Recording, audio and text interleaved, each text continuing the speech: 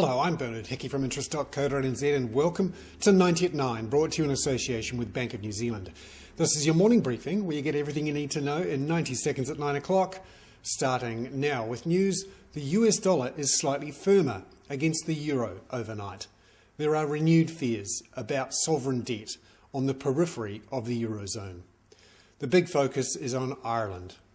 Last week it announced budget cuts which haven't satisfied the bond markets, and they remain on strike, essentially.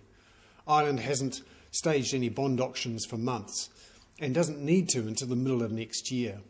But many are worried that it won't be able to raise money in the bond markets when it does go back because people aren't confident about its ability to bring its budget deficit down. Today, there's a meeting in Ireland where the EU Commissioner on Budgetary Affairs, but like the school inspector, is coming to check out Ireland's budget situation, and everyone's watching that. There are real concerns too about the Irish banking system and how it's being bailed out by Irish taxpayers.